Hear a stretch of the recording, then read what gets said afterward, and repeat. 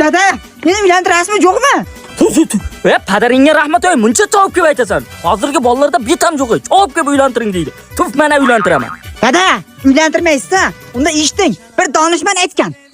Padaring tiring. O'g'lingizni tezroq uylantiring. Donishmand aytgan? Qaysi donishmand aytgan, ha?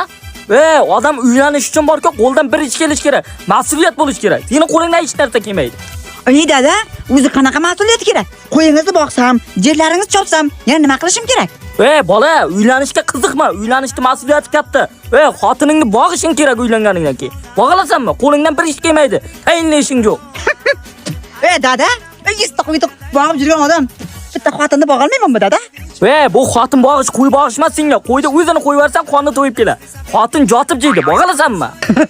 Dada, ustimdan kulyapsizmi? Shunday jotib yegan qo'chqarlarni bog'ib yotganimda bitta jotib yegan bitta xotinni boqa olmaymanmi? Turjoq bu hali gapga tushunmaysan. Xon, narxon bilan so'lama. Dada, donishmandning gapini esdan chiqarmang. Padaring diring. O'g'lingizni tezroq uylantiring.